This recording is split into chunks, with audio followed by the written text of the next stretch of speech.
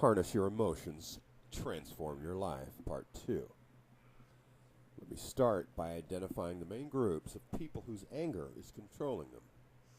Do not be surprised or ashamed if you recognize yourself in one or more of these groups. The fact that you are present indicates a desire within you striving to be free.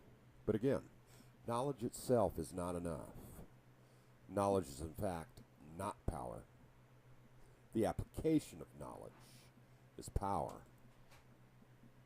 The exploders. We have all met at least one exploder. If we are honest with ourselves, we may admit that we engender that quality ourselves. Most, if not all, anger mongers explode from time to time. Not even 10 years ago, the conventional wisdom among the psychiatric community was that the exploders were actually the most healthy of the anger mongers. Many strategies were created. The thought was that they got their anger off their chest and were done with it. If you will remember, batakas were invented. These were red, cylindrical pillows with handles that allowed angry people to beat the living hell out of the person they were angry with, thereby dissipating and in fact removing all remnants of their anger. More tests, however, were performed that led to the most modern position that this strategy only reinforced and in a way validated the aggressive expression of anger. Pandering to any aggressive or hostile expression of anger creates further damage in the perpetrator and the subject of one's anger. It is in fact the easy way out, and it feels so natural. It was no wonder it was embraced for so long. Furthermore, it reinforces the anger-aggression connection, which is exactly what needs to be rewritten. Exploders frequently are quickly and easily disarmed because of the dissipation of their anger. They are usually the first ones to apologize, sensing the damage they have done, and simultaneously becoming cognizant of what they are very close to jeopardizing, risking, or losing as a result of their action. This behavior is common among people while under the influence of alcohol. In fact, on a subconscious level, some exploders drink in order to provide a ready-made alibi to justify the anger within them that is seeking release. Unfortunately, the combination of alcohol and exploder is a very volatile mixture and many times leads to grave, irreversible consequences. Exploders are the most obvious offenders when it comes to misuse of emotions.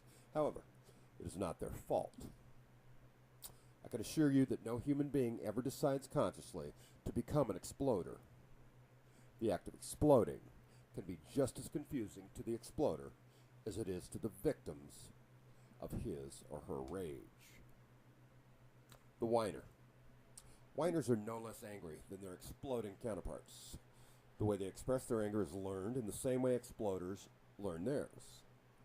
Whiners are either copying a whining parent or are subconsciously mitigating their anger using a less overt technique. It has been said that whining is anger coming through a small opening. Some whiners remember the horror of their exploding parents and agreed on a subconscious level never to be like them. Unfortunately, the meme for the inappropriate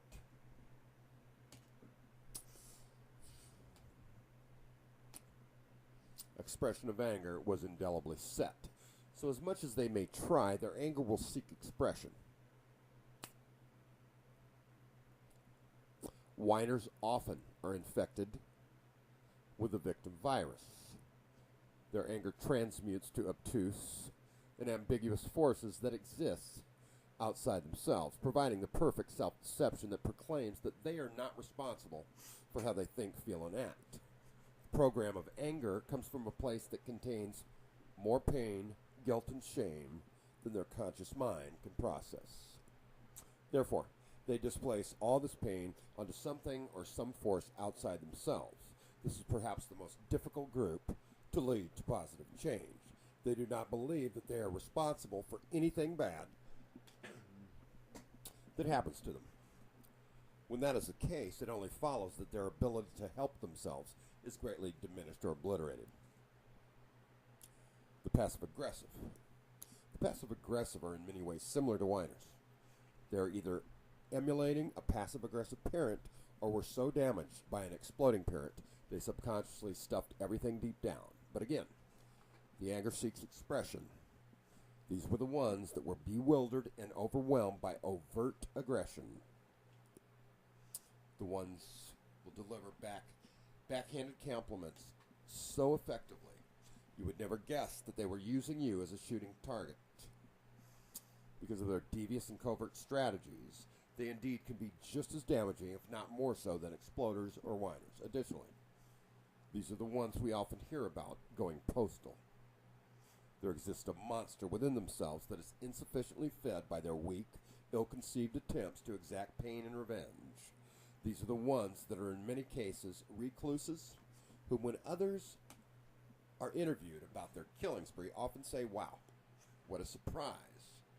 He or she seemed like such a nice person." Ladies and gentlemen, this concludes part 2 of Harness Your Emotions, Transform Your Life.